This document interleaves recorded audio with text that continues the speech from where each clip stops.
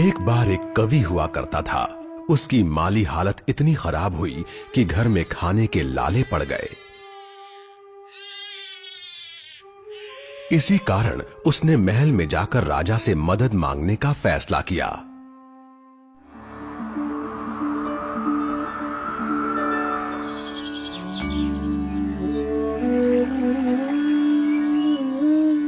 राजा के बुलाए जाने पर उसने अपनी कविताएं पढ़नी शुरू कर दी। वाह वाह वाह वाह वाह वाह। राजा बहुत प्रसन्न हुआ और उसने कवि से अपना इनाम मांगने के लिए कहा। कवि ने मोहरों से सजे शतरंज की ओर इशारा करते हुए कहा, महाराज, अगर आप पहले खाने में चावल का एक दाना रखें और हर खाने के लिए उसे दुगना करते जाएं, तो मैं समझूंगा मुझे मेरा इनाम मिल गया। बस इतना ही? राजा ने पूछा। सिर्फ चावल का एक दाना और सोना नहीं? जी हाँ महाराज। तो फिर ऐसा ही हो। दरबारियों ने चावल के दाने रखने शुरू कर दिए।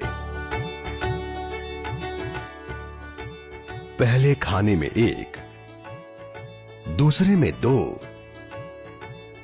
तीसरे में 4, चौथे में 8। इस तरह वो रखते गए। जब 10वें खाने में चावल रखने की बारी आई तो उन्हें चावल के 512 दाने रखने पड़े। 20वें खाने तक संख्या बढ़कर 5,24,288 हो गई।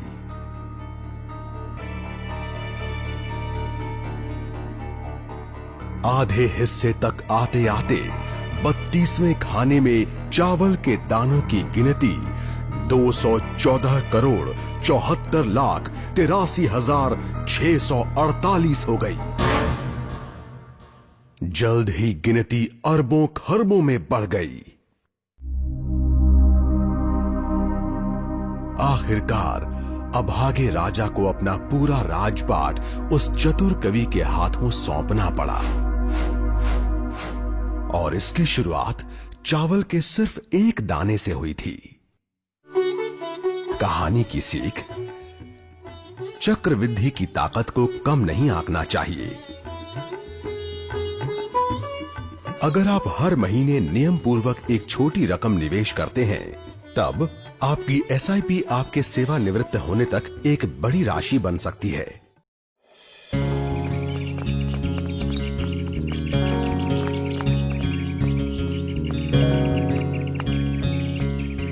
सुपंडी, क्या तुमने मेरे दोस्त अशोक से बात कर ली?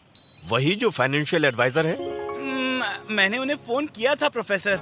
वो कुछ कंपाउंडिंग के बारे में बोल रहे थे, जो कि मेरे समझ में बिल्कुल भी नहीं आया। वैसे तो कंपाउंड का कॉन्सेप्ट समझने में बहुत ही सरल है। मैं तुम्हें छोटी सी कहानी के द्वारा उसे समझाने की कोशिश करता हूँ। हाँ हाँ, क्यों नहीं, मुझे कहानियाँ बहुत पसंद है।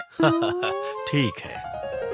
हाँ, तो बहुत साल पहले एक राजा और उनके मंत्री रहा करते थे। हमारे राज्य में भयंकर सूखा पड़ा है महाराज। हमें अपने शाही गोदाम खोलने होंगे और जितना चावल हमारे पास है उसे प्रजा में बांट देना होगा। लेकिन सूखा जारी रहा तो क्या होगा? हमें खाने के लिए क्या बचेगा? लेकिन महाराज, हमें इस बारे में कुछ नहीं सुनना है। बिल्कुल सही, मुझे यही करना होगा। महाराज, कल मुझे ये बोरी रास्ते में एक तरफ पड़ी हुई मिली। शायद ये शाही रथ से गिर गई होगी, इसीलिए मैं खुद लौटाने आया हूँ। आपको राज्य के प्रति इस वफादारी का इनाम दिया जाएगा। मंत्री जी, क्या मैं कुछ मांग सकता हूँ महाराज? जरूर। तो मुझे इस पूरे चावल में से सिर्फ एक दाना चाहिए। बस एक? क्या आप वाकई यही चाहते हैं? हाँ, वैसे महाराज, ये कैसा रहेगा कि आप मुझे आज एक चावल का दाना दें और उसका ठीक दुगना कल दें और परसों उसका भी दुगना दें और ऐसे ही 3 महीने तक देते रहें। ये बहुत ही तुच्छ सा इनाम है। ये रहा आपका पहला चावल का दाना। और इस तरह दूसरे दिन चतुर मंत्री ने चावल के 2 दाने पाए। उसके अगले दिन उसे उसका दुगना मिला, यानी उसे मिले चावल के 4 दाने। फिर 12वें दिन उसे चावल के 2048 दाने मिले और 13वें दिन उसने 4096 दाने पाए। तो देखा किस तरह से मंत्री मुनाफा कमा रहा था। ठीक उसी तरह तुम कंपाउंडिंग से मुनाफा पाते हो। इस तरह चावल के दानों की कंपाउंडिंग 3 महीने तक चलती रही, जिसके परिणाम स्वरूप मंत्री के पास 1 अरब से भी ज्यादा चावल के दाने जमा हो गए और राजा के गोदाम खाली हो गए। मंत्री जी, अब तो मेरा सारा चावल आपका हो गया। बताइए आप इसके साथ क्या करेंगे? मैं इस चावल को सभी लोगों में बांटने वाला हूँ।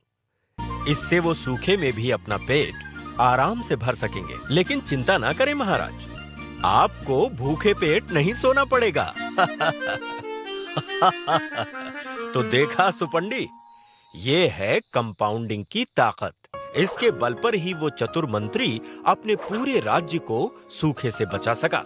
यदि तुम 1000 रुपए को 10% वार्षिक ब्याज दर से हर महीने की 1 तारीख को 10 साल तक जमा करते हो, तो कंपाउंडिंग की ताकत से तुम्हें 2,04,845 रुपए मिलेंगे, जो तुम्हारे द्वारा 10 साल में जमा किए गए रुपयों से 84,845 रुपए ज्यादा होंगे।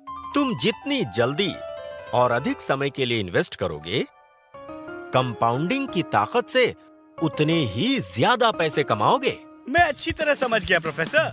ये कंपाउंडिंग तो बहुत ही कमाल की चीज है। बस एक ही प्रॉब्लम है, अब मुझे भूख लग रही है और यहाँ पर ख्याली चावल पक रहे हैं। ओह, सुपंडी।